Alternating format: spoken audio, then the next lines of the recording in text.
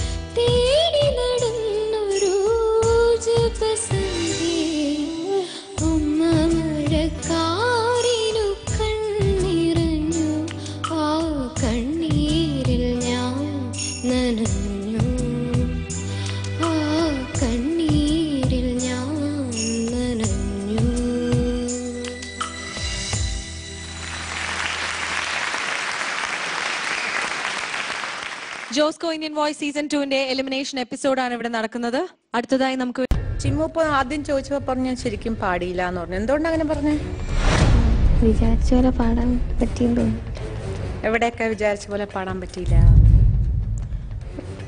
ജപസന്ധ്യ അവിടെ ശ്രുതി ചേർന്നില്ല. പിന്നെ അമ്മേന്ന് അവിടെ പറയുന്നിടത്ത് ഒരു തെന്നലുണ്ടായിരുന്നു. ഡെഫിനറ്റ്ലി ആദ്യം വന്ന ചിമ്മുവിനെ കാട്ടും ഒരു അടുത്ത സ്റ്റെപ്പിലേക്ക് കയറി, അതിന് സംശയമില്ല. Thank you. നമുക്ക് കഴിവുള്ള കുട്ടിയാണ്, ഒരുപാട് കഴിവുള്ള കുട്ടിയാണ്. അത് ഡെവലപ്പ് ചെയ്യണം, ഇനിയും ഡെവലപ്പ് ചെയ്യണം. എക്സ്പ്രഷൻസ് ഉണ്ട് മോക്ക്, നാച്ചുറൽ വോയിസിലൊരു ഫീൽ, അതെല്ലാവർക്കും വെറുതെ കിട്ടൂല. അത് മോക്ക് ഒരുപാട് അത് കിട്ടിയിട്ടുണ്ട്. അതുകൊണ്ട് എന്ത് പാടിയാലും ഒരു സുഖമുണ്ട്. തെറ്റാണെങ്കിൽ ആ തെറ്റിനൊരു ക്യൂട്ട് ഫാക്ടർ ആഡഡ് ആയിട്ട് വരും. പക്ഷേ മോക്കറിയാം ഈ കോമ്പറ്റീഷൻ ഇൻ കമ്പാരിസൺ മറ്റുള്ള കുട്ടികളുടെ കൂടെയാണ്. ചിമ്മുവിനും മനസ്സിലായി ചിമ്മുവിൻ്റെ റിസൾട്ട്. ഞാൻ പറയട്ടെ, അടുത്ത റൗണ്ടിലേക്ക് ചിമ്മു പോകുന്നില്ല. ചിമ്മു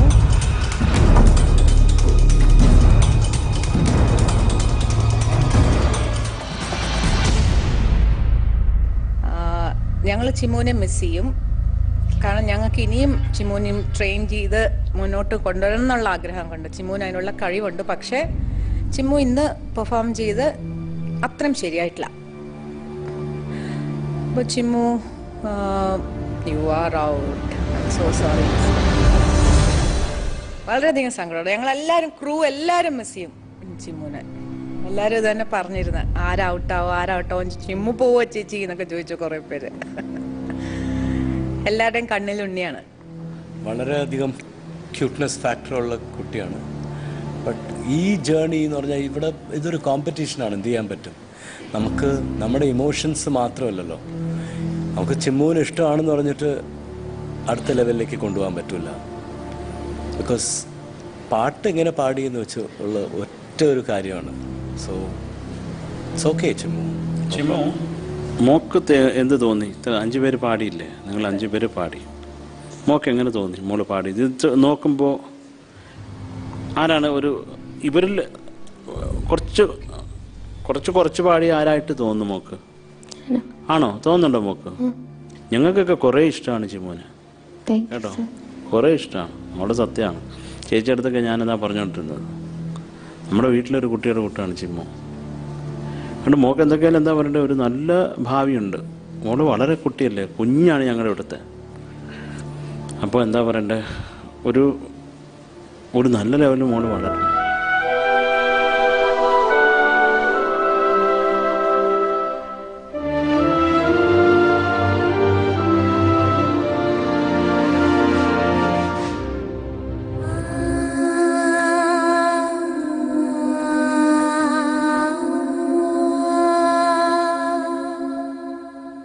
എന്താ പറയാനുള്ള ഇവിടുത്തെ അനുഭവം ഇവിടെ വന്നപ്പോ? എന്ത് പഠിച്ചു ചെയ്യാൻ പോകുന്ന ഇനി ഫ്യൂച്ചറിൽ?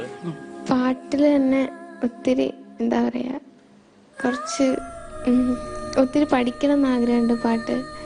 പിന്നെ ഇവിടെ വന്നപ്പോൾ ഞാൻ ഒത്തിരി കാര്യങ്ങൾ പഠിച്ചു. കാരണം എൻ്റെ റേഞ്ച് എന്താണെന്ന് ഞാൻ മനസ്സിലാക്കി.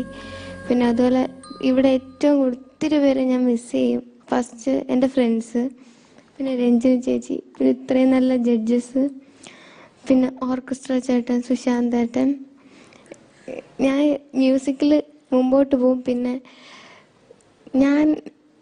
എനിക്കെന്തോ ഇപ്പോൾ ഇവിടെ നിൽക്കുമ്പോൾ എനിക്ക് തോന്നും ഞാൻ മ്യൂസിക്കിൽ എന്തെങ്കിലും ആവും, ഉറപ്പ്.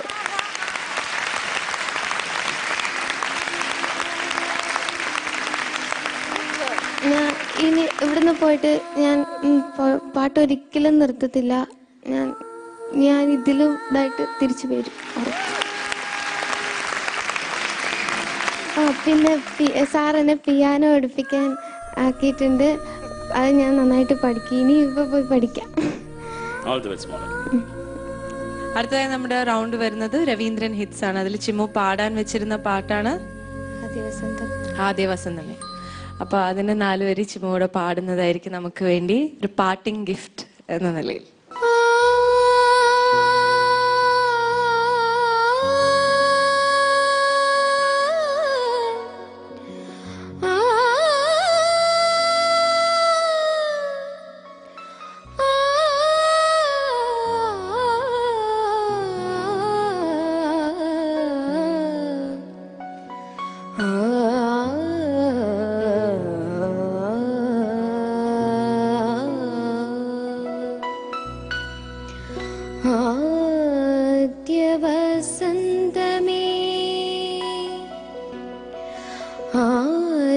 ആദ്യവസന്തമേ ഈ മൂകവീണയിൽ ഒരു ദേവഗീതമായി നിറയുമോ? ആദ്യവർഷമേ തളിരിലത്തുമ്പിൽ ഒരു മോഹബിന്ദുവായി പൊഴിയുമോ? ആദ്യവസന്തമേ ഈ മൂകവീണയിൽ ഒരു ദേവഗീതമായി നിറയുമോ?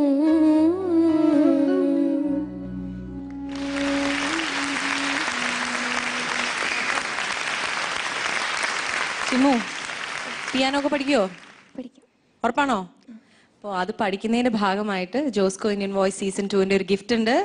യമഹയുടെ ഒരു കീബോർഡാണ്.